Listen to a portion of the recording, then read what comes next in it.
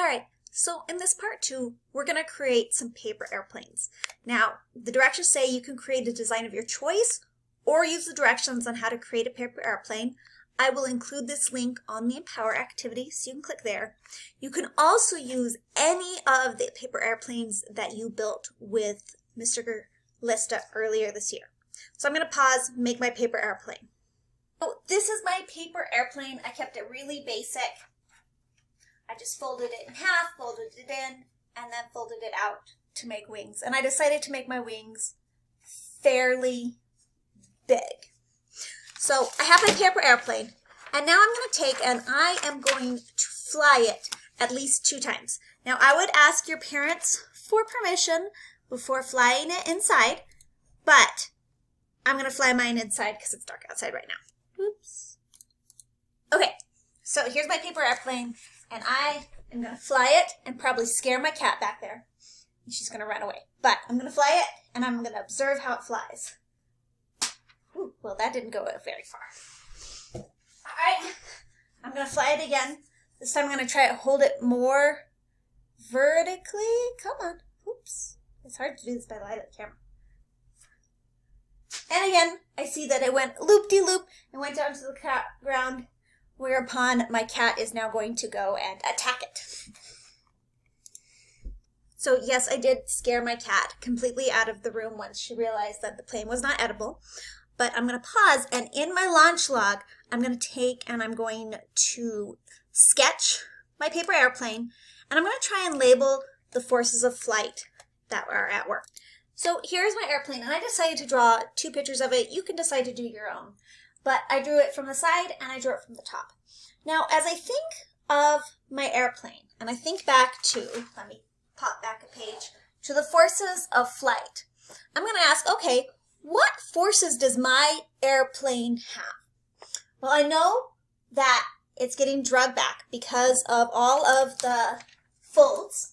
These are creating drag. I know that it has weight because I can feel the weight in my hand. And I know it must have some lift, otherwise it wouldn't fly. It would just fall, because that's what makes it goes up. The one thing that my airplane doesn't have is thrust, because it doesn't have any way of moving by itself. If it could somehow just start flying right away right here, then it would take off. So here on my notes, I'm going to take and I'm going to record what those forces of flight on my airplane are. So I'm going to draw right here. I have drag.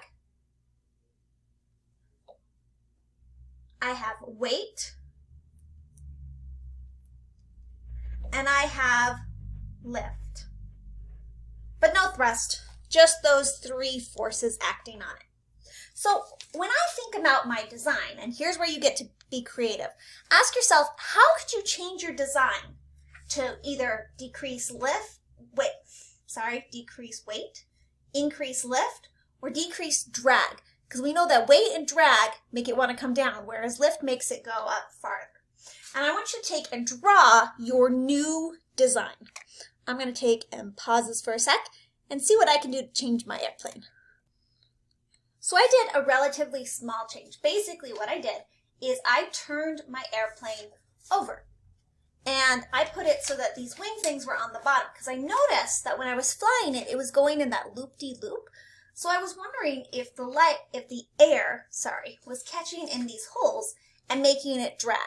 So I'm going to take and I'm going to sketch my new picture. So this time I just have my wings, 1, 2, 3, 4, 5, and my nose, but there isn't any fold there.